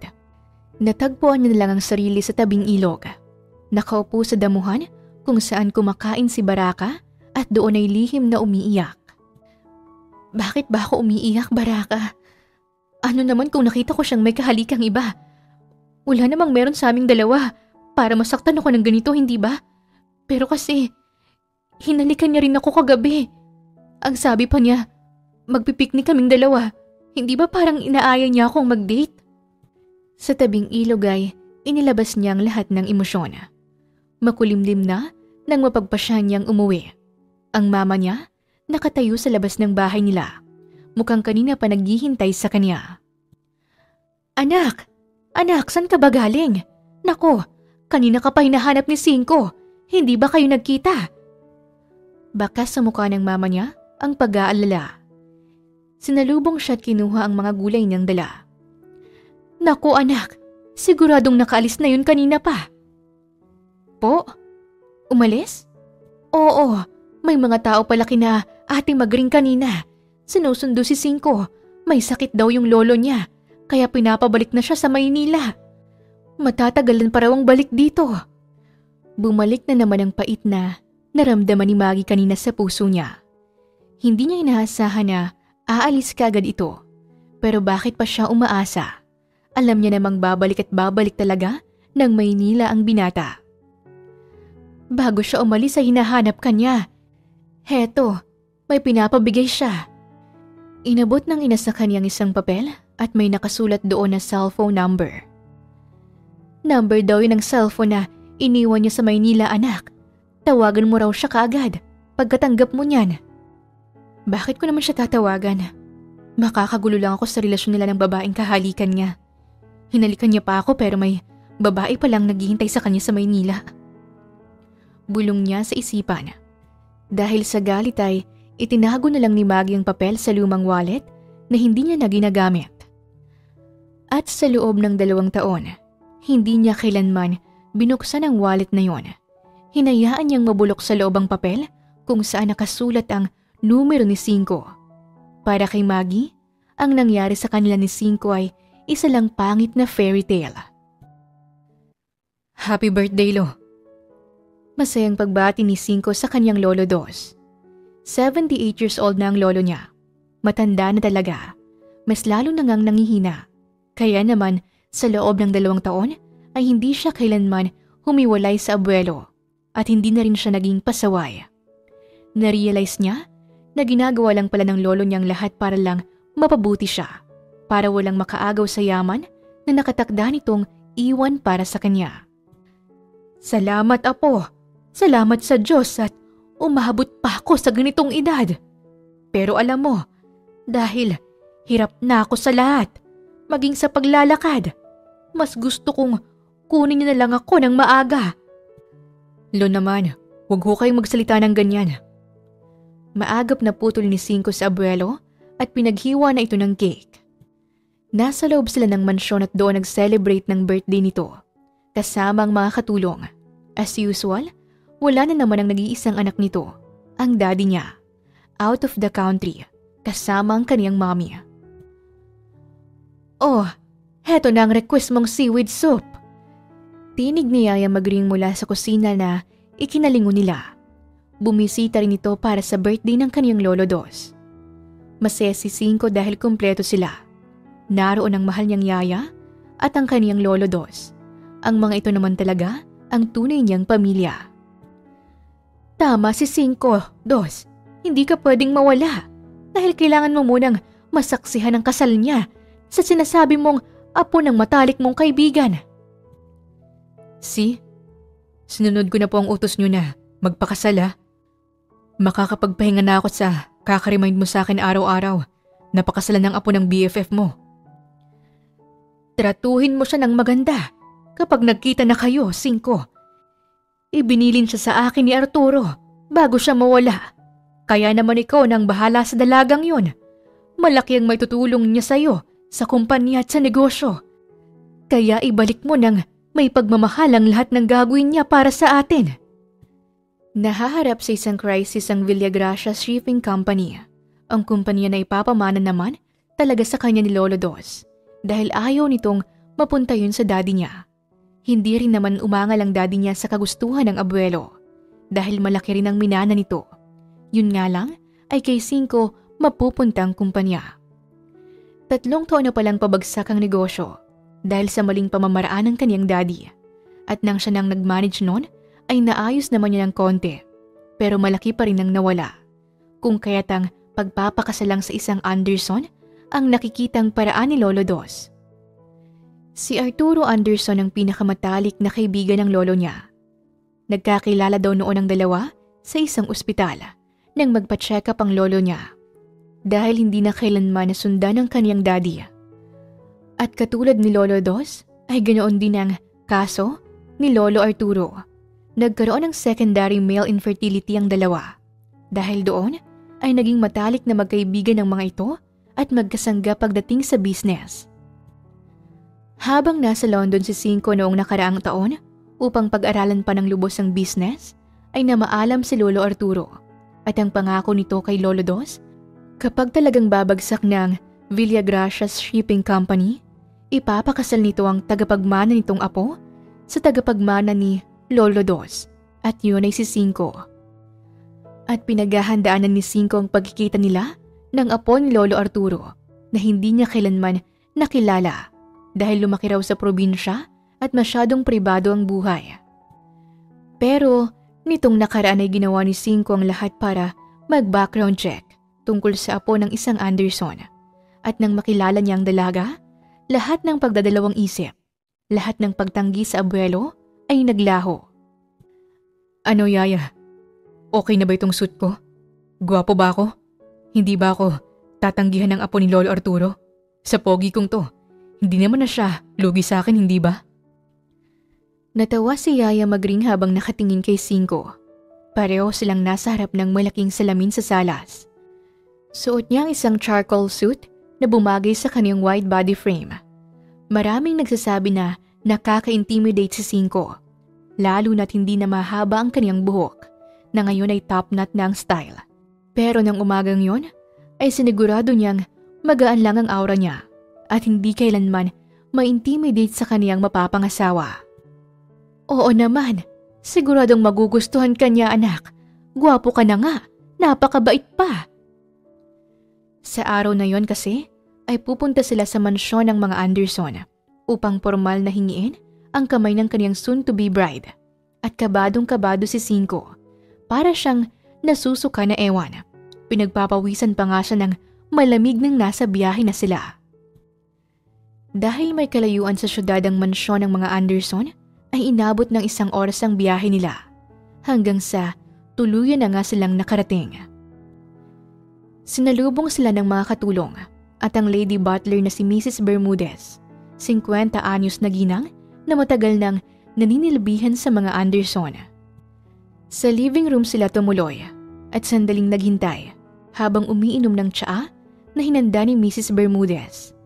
Kabadong-kabado siya habang nakaupo lang at pinapakinggan ang kwentuhan ng lolo niya at ni Mrs. Bermudez. Maya-maya pa'y narinig nila ang yabag sa may hagdan na nasa kanilang harapan. At tila nahipnotismo si 5 sa kinaupuan ng makita kung sinong babae na ngayon ay pababanan ng hagdan. Nakasuot siya ng eleganting white summer dress na merong manipis na strap. At binagay naman ito ng isang simpleng flat white sandals. Flawless. Kitang-kita ang malakrema nitong balikat at braso. Nakalugay ang tuwid at balayage na buhok na mas lalong nagpadagdag sa ganda nitong nakakaakit. Maggie? Yun na lang ang naisatinig ni 5 habang pinagmamasdan nitong maglakad nang may matamis na ngiti papalapit sa kanila. 2 taon. 2 taon na ang nakalipas magmula nang umalis si Cinco ng Santo Tomas at pinasundo siya ng lolo niya na noon ay isinugod sa ospital. 2 taon ang nakalipas mula nang umalis siya at hindi man lang nagawang makapagpaalam kay Maggie. 2 taon siyang naghintay ng tawag mula sa dalaga pero wala siyang natanggap. Halos buwan-buwan siyang pabalik-balik noon sa Santo Tomas pero wala na siyang Maggie na mahagilap. Maging ang mama at kapatid nito ay wala rin. Ibang pamilya na rin ang nakatira sa bahay ng mga ito hanggang sa hindi na nakabalik si Cinco. Kinailangan niya nang manatili sa London para sa responsibilidad na naghihintay sa kanya. At ngayon, na muli silang nagkita ng babaeng 2 taon niyang hinahanap-hanap, para siyang nabunutan ng tinik sa lalamunan at nakahinga ng maluwag. Sa pagkakataong ito ay wala na siyang sasayanging pagkakataon. Hindi na siya natatakot na sumugal. Pero ibang Maggie na yata ang kaharap niya at mukhang hindi siya kilala. Kilala naman ito si Yaya Magring, pero bakit pagdating sa kanya, para lang siyang estranghero na hindi nito kailanman nakilala. Since nandito po tayo para pag-usapan ng kasal, then let's get straight to it, Lolo Dos. Malambing nitong sabi sa lolo niya nang matapos na silang mag-lunch. Ibang-iba ang kilos nito sa Maggie na nakilala ni Cinco. Intimidating, professional, at kahit babae, may authority pa rin sa paraan ng pagsasalita. She's a woman with class. Bago mawala si Lolo Arturo, ang dami kong narinig na magagandang kwento tungkol sa'yo. Nung mawala si Lola, hindi ka raw nawala sa tabi niya. At kahit nung pabagsak ang Anderson Airlines, tumulong po kayo ng malaking halaga nang walang hinihinging kapalit. Don't mention it, Iha. It's all for our friendship. Kaya nga po ngayon handa rin akong sundin ng isa sa mga bilin niya sa akin para makatulong sa inyo. Thank you, Maggie. I tried everything to make things out. Sadyang bankruptcy nang uuwian ng negosyong matagal kong iningatan. That's why I'm here to help, Lolo Dos. Since nandito na rin lang si Cinco, pag-usapan na natin ang magiging setup namin. Napalabi si Cinco at napangat ng tingin mula sa pagkakayo ko. Tiningnan niya si Maggie at matamis na ngumiti ito sa kanya. Pero halatang hindi naman sincere. Ramdam niya yon. Hindi yun ang ngiting gusto niyang makita. Cinco, about the wedding, gusto kong gawin natin siya agad. This week would be better. This week? Gulat na tanong ni Cinco at napatingin kina Yaya Magring at sa lolo niya. This week. I have seen the reports that was sent to me. At hindi na talaga magandang lagay ng VSC. So, we should tie the knot already para maagapan pa. By the way, I want a simple civil wedding. Nagpakawala ng malalim na buntong hininga si Cinco sa hindi niya malamang dahilan. Hindi siya sanay na ganoon si Maggie. Tumango na lang siya at umoo. Matapos ang ilan pang minutong pag-uusap, ay sinabi ni Lolo Dos na uuwi na ito. Pero gusto nitong maiwan si Cinco at makipag-usap pa kay Maggie. Wala siyang nagawa nung umalis na nga ito kasama si Yaya Magring. Maggie. Tawag niya sa dalaga nang muli siyang makabalik sa living room dahil inihatid niya sa labas ang kanyang abuelo. Binabagad nito ang cellphone na nakadikit sa tenga nang marinig siya. Oh, hindi ka pa umaalis? Hindi pa. Kasi gusto sana kitang makausap. Oh, yeah. Tinaasan siya nito ng kilay na lihim na ikinalunok ni Cinco. Sige. Doon tayo sa lanay. May mga sasabihin din ako sa'yo tungkol sa kasal na hindi ko masabi kanina sa harap ni Lolo Dos. Respeto na rin sa matanda. Nangunot man ang noo dahil sa narinig, sumunod pa rin si Cinco kay Maggie patungo sa lanay. Actually, ang sekretary ko na sana ang uutusan kong magsabi sa'yo. Pero dahil nagpaiwan ka, pag-usapan na lang natin. Gusto kong magpakasal sa Switzerland. Switzerland? Yes, doon tayo magpapakasal. Dahil may business conference ako doon this week, isingit na lang natin ang kasal. At isa pa, may divorce doon. Dito sa Pilipinas wala eh. Sa narinig ay talagang nanlaki ang mga mata ni Cinco. Hindi makapaniwalang napatitig lang siya kay Maggie na walang emosyon. This wedding is just for merging businesses, Mr. Villagracia. Pero hindi yan ang sinabi mo kanina. Yeah, kasi ayaw kong marinig ni Lolo Dos. Pero gusto kong magpakatotoo sa'yo ngayon. We have our personal lives. I'm sure na may girlfriend ka. Ayaw mo namang...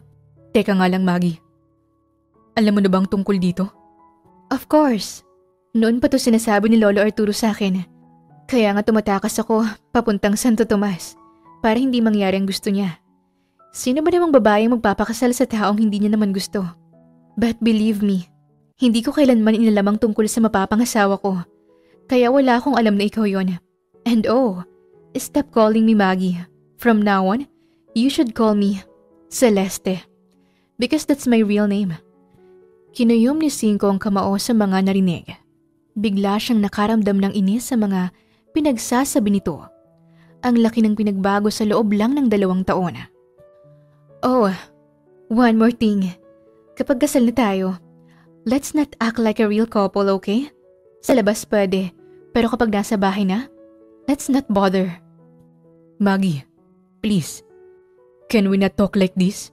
Ano bang nangyari sa'yo? Hindi ka ganyan nung nasa Santo Tomas pa tayo. Sobrang namiss kita. Hindi ako nakapagpaalam nung araw na yon pero... Please, let's not talk about the past.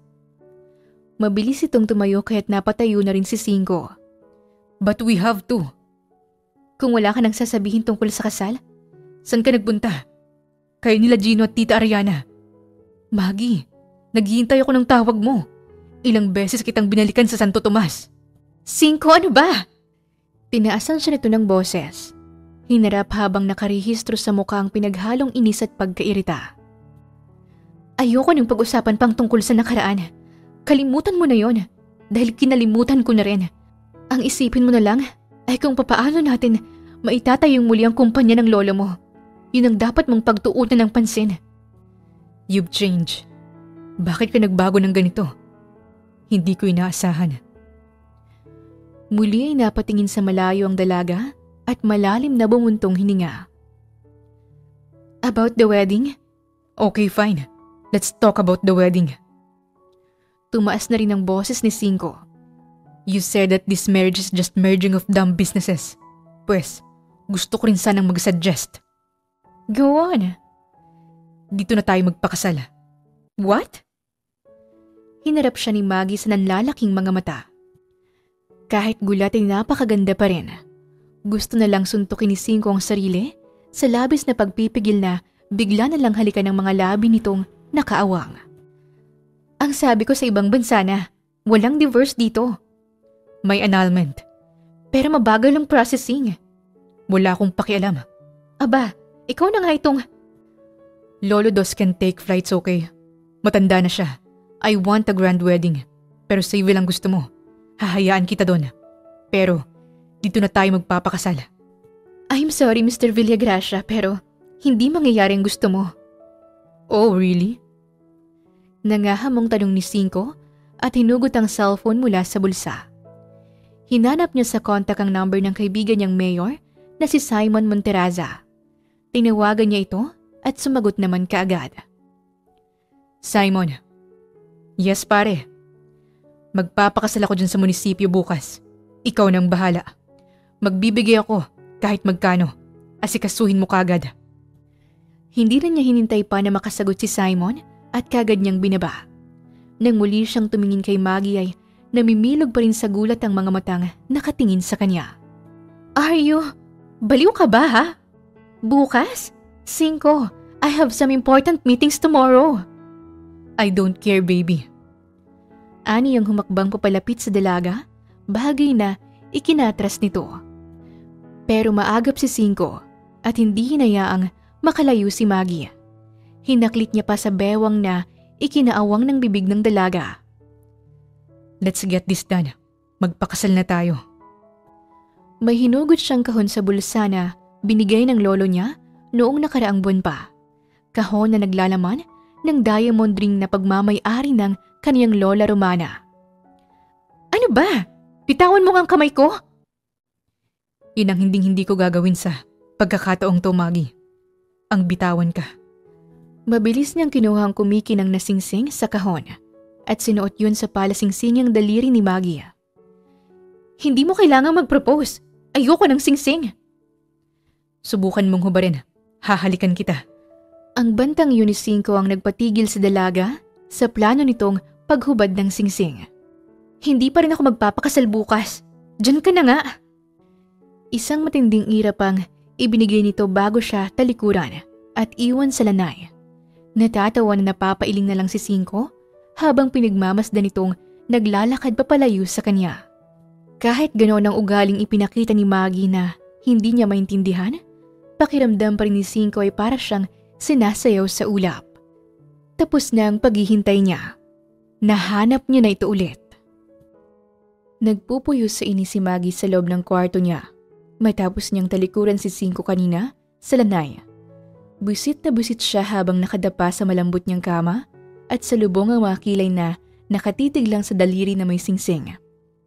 Nakakainis na hindi niya yun gustong hubarin. Parang may parte pa sa kanya na gustong-gustong singsing na yon. Tumihaya siya tumitig sa kisame. Muli niyang inalala ang mukha ni Cinco. Masasabi niyang katulad niya kay Rami na ring pinagbago ng binata. Mas lumaki ang katawan at mas naging masculine kumilos. Wala nang mahaba nitong buhok at ngayon ay top knot na ang style ng gupit. Nakakainis ka, Lolo.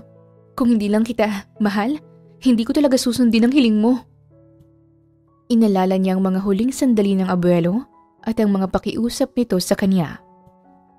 Maggie, wala akong ibang pinangarap kung hindi ang maibigay sa iyong lahat ng pinaghirapan ng daddy mo. Maaga siyang nawala, kaya ang lahat ng paghihirap niya sa kumpanyang ipinamana ko ay mapupunta sa inyo ni Gino. Ingatan mo itong lahat, Apo, at may hihilingin sana ako sa iyo. Kung naalala mo si Dos Villagracia, matali ko siyang kaibigan at mahal ko siya. Kung sakali man na magkaroon ng problema ang kaibigan ko, nais kong pakasalan mo ang apo niya. Kung yun na lang ang natatanging paraan para makabangon ng kaibigan ko. Gawin mo yun para sa akin, Apo. Pakiusap. Oo, isang ang heredera ng mga Anderson si Maggie. Nakilala ng Mama Ariana niya ang kaniyang Daddy Hilbert na wala itong alam sa tunay nitong pagkatao, na mayaman talaga ito.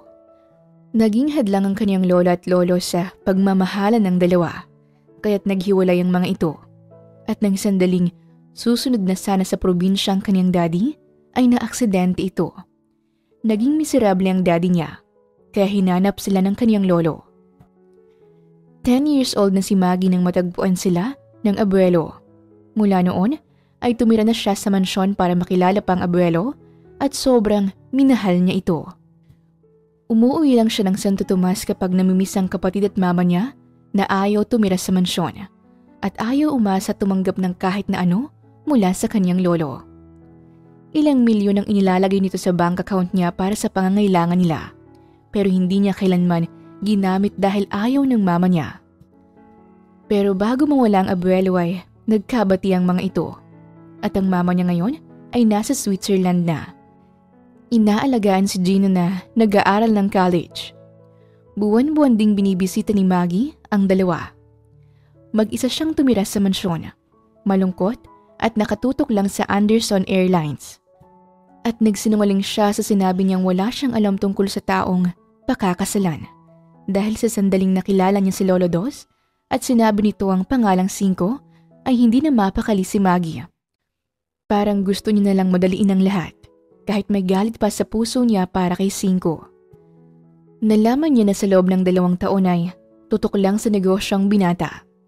Ginagawang lahat may bangon lang ang Villagracia Shipping Company. Lihim nga niyang inaalam ang buhay ni Cinco. Naging mabilis ang mga pangyayari. Kinabukasan nga'y kinasal na si Maggie at Cinco. Isa lang iyong simpleng civil wedding. Ang kaibigan ni Cinco na si Simon ang nagkasal sa kanila sa munisipyo. Naroon si Lolo Dos at Tiyaya Magring bilang witness. Driver at sekretary lang din ni Maggie ang kasama niya. Mabilis yung natapos at aminado siyang hindi siya masaya.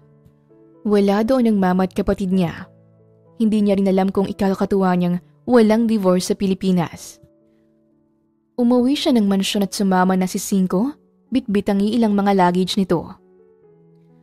Ang kwarto mo, nandun sa 3rd floor. Ako naman sa 2nd floor. Aniya, nang makapasok na sila sa living room. Ilalabas rin ng mga articles tungkol sa kasal natin. May mga gatherings at dapat nating puntahan ng magkasama. At lahat ng yon ay para sa VSC. I know that in just a span of 3 to 6 months, makakatayong muli ang negosyo mo. I'll help you. After nun, maghiwalay na tayo. Deal. Pero dahil mag-asawa pa tayo, ngayon, gusto ko lang sabihin sa'yo na hindi sa 3rd floor ang kwarto ko. Ano? Gusto ko sa 2nd floor, sa kwarto mo. Biglang bumilis ang tibok ng puso ni Maggie sa narinig. Natigil siya sa gagawin sanang pag-akyat sa hagdan. Baliw ka ba? Oo, baliw sa'yo. Hindi ka pwede sa kwarto ko, tapos ang usapang to. Tumalikod siya at nagpatuloy na sa paghakbang. Hindi pa tayo tapos. Hoy, usap pa tayo. Kakakasal lang natin tapos tatalikuran mo ng ganyan ang asawa mo? Sa papel lang tayong mag-asawa.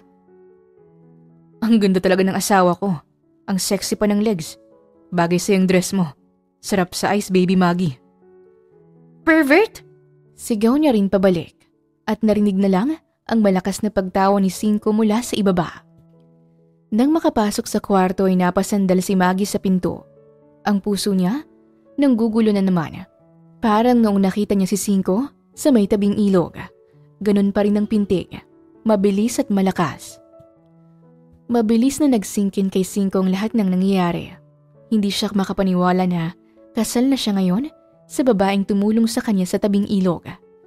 Naging malapit niyang kaibigan at ngayon, asawa niya na. Pero, nahihirapan akong intindihin siya pare. Hindi ko alam kung saan nagmula ang galit niya. Alam kong galit siya sa akin. Problemadong sabi niya habang nakaupo sa tabi ng pool sa mansyon ni Maggie. Kausap sa cellphone ng kaibigang si Simon.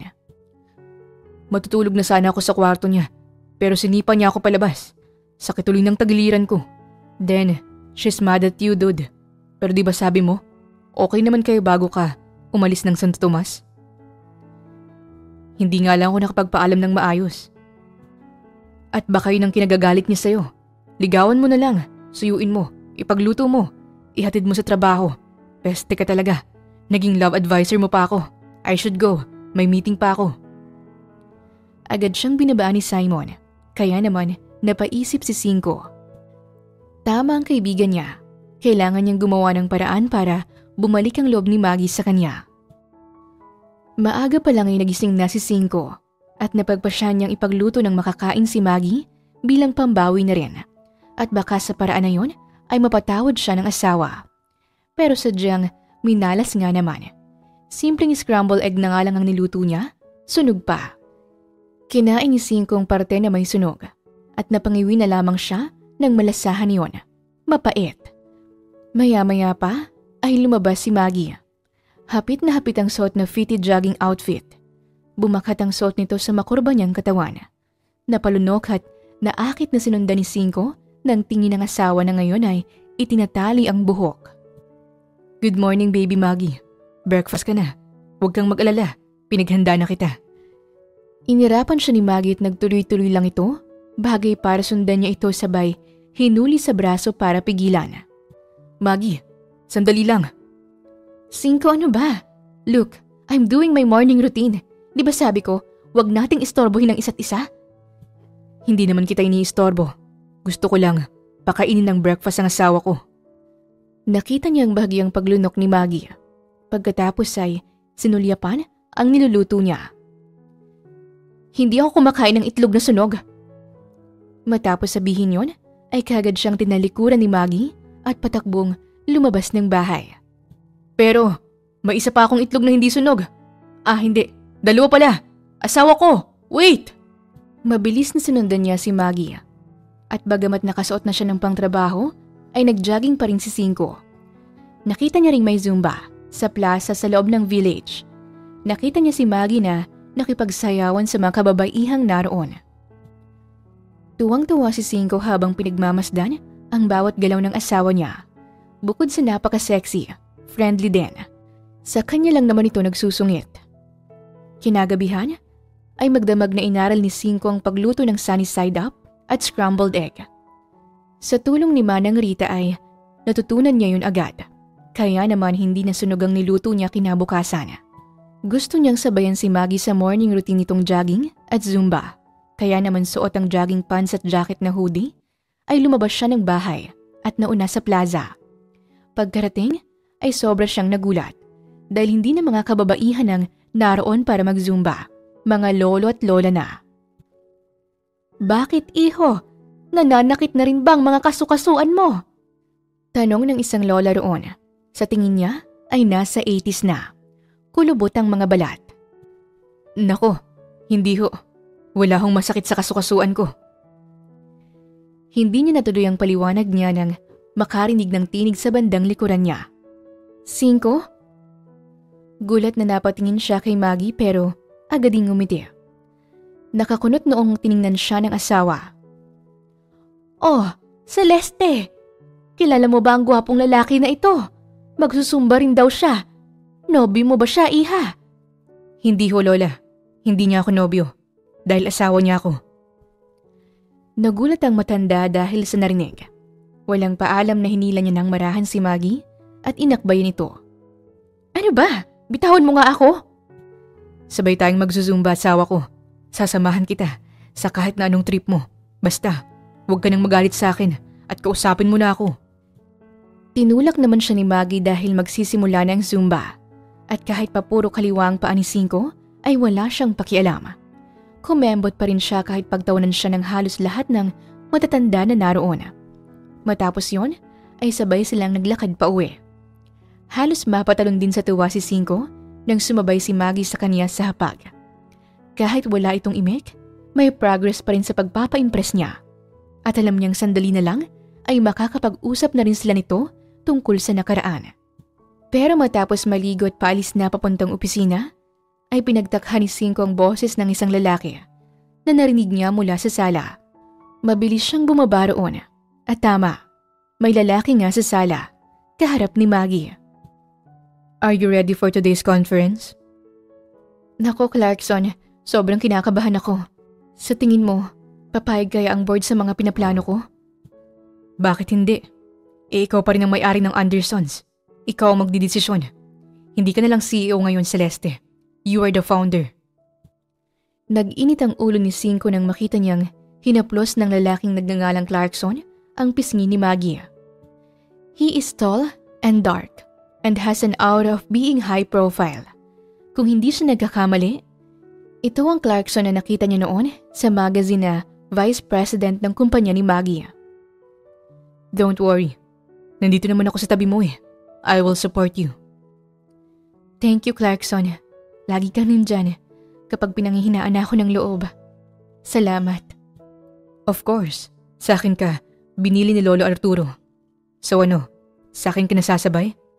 Huwag ka nang mag-drive para may time ka pang mag-meditate. Tara. Sa akin sasabay ang asawa ko." Dumagundong ang boses ni Cinco sa living room na sinadya niyang lakasan. Parehong napalingon sa kaniyang dalawa at pababa na siya ngayon ng hagdan. "I'll drop you at your office, Maggie. At salamat na lang sa alok mo, pare." Nakapamulusang lumapit siya sa dalawa at si Clarkson naman ay nakipagtagisan ng tingin sa kanya. "Huwag ka nang mag-abala pa, Cinco. Asawa kita, kaya hindi ka abala sa akin." "Asawa mo lang naman siya sa papel, pare. I know everything. I hope respetuhin mo ang lahat ng gusto ni Celeste because she's giving you the favor." Hindi nagawang sumagot ni Cinco dahil sa narinig. Wala siyang nagawa nang hindi man lang siya sinulya pa ni Maggie ng tingin. Kumapit sa braso ni Clarkson at iniwan siya roong nakatulala. Araw-araw ayan lagi ang kinakagalit niya. Dahil maaga pa lang ay naroon na sa mansyon si Clarkson para sunduin si Maggie. Hindi na rin nakikisabay sa kanya si Maggie sa breakfast at dinner. Laging maaga kung umalis, laging late umuuwi. Para tuloy siyang baliw na asawa na naghihintay sa loob at labas ng bahay kapag gabi. Pero isang umaga, nagulat na lang si Cinco sa loob ng office niya nang makatanggap siya ng tawag mula kay Maggie.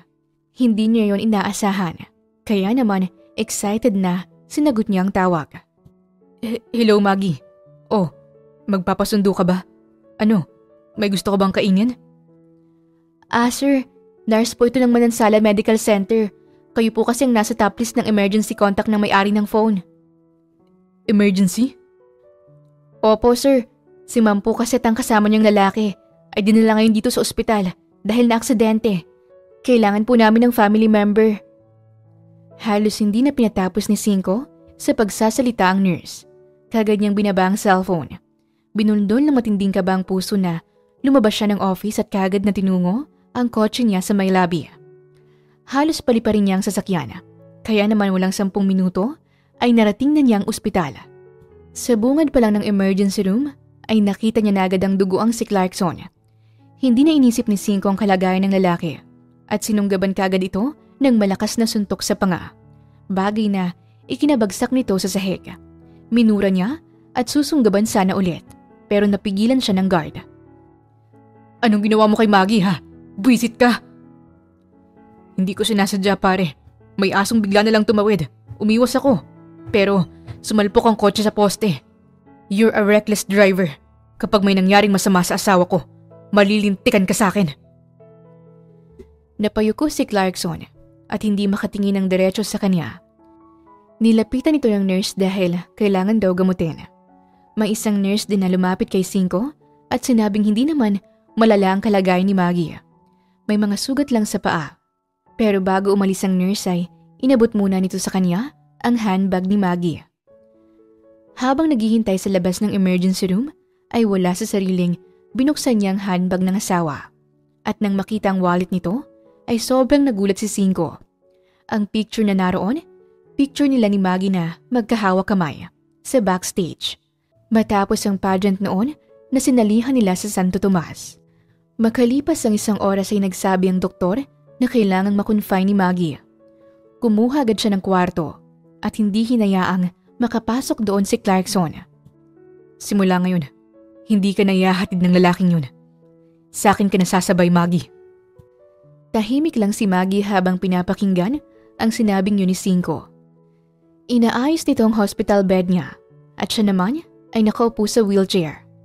Kailangan niyang makonfine sa ospital para matingnan ang paa niya na nasaktan at namamaga dahil sa aksidente. Ako naman namang dadrive sa susunod. Maggie, pwede ba? Naaksidente ka dahil sa Clarkson na yun.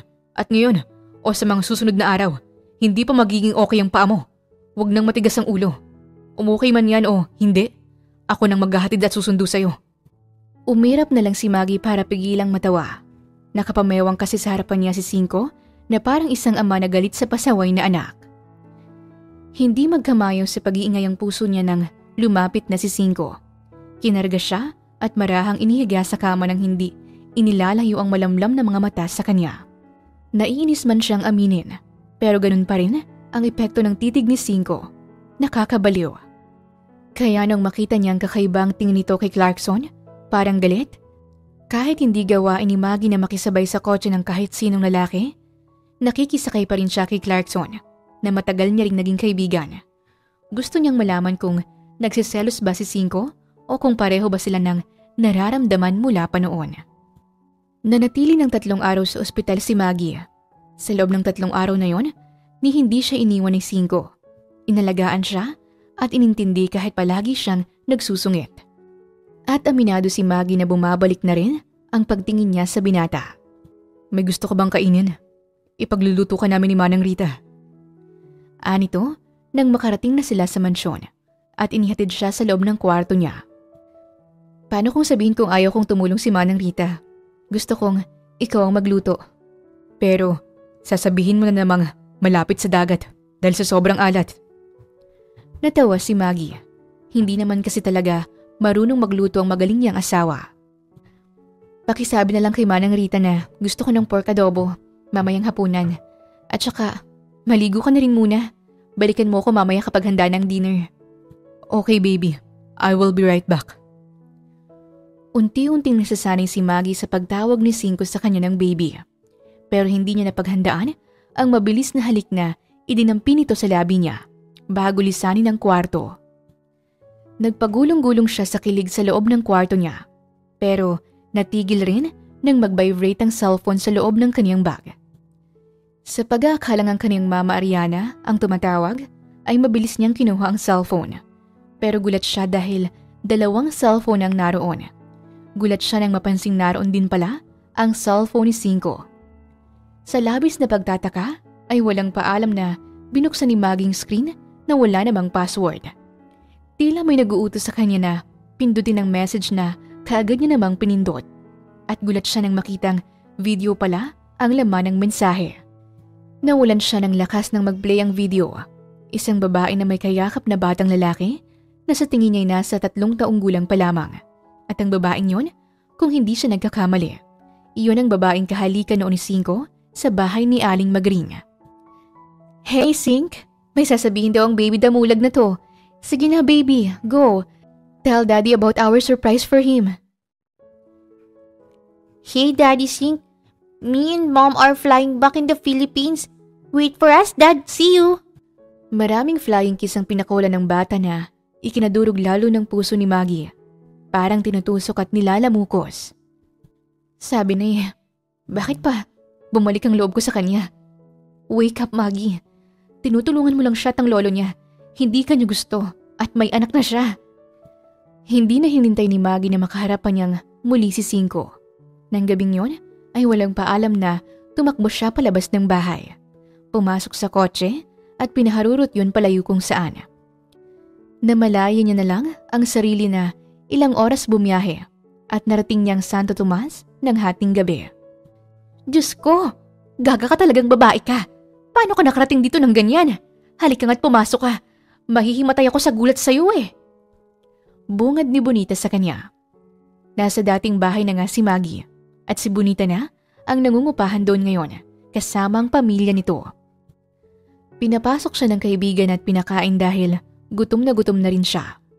Doon ay natulog si Maggie pero kinaumagahan ay nagising na lang siya sa pangiistorbo ni Bonita. Maggie! Hoy!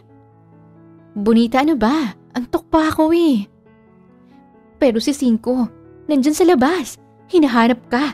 Asawa mo na pala siya? Gaga ka? Napakaswerte mo, Mima. Balikwas na napabangon si Maggie mula sa pagkakahiga. Bonita, pakisabi sa kanya na wala ako rito. Pero tumawag daw siya sa kapatid mo at sinabing dito ka lang nagtatago kapag stress ka sa Maynila. Bonita, anong gagawin ko? Aba malay ko, lumabas ka na lang at sunggaban mo ng kiss. Shes, walang kupa si Cinco ah.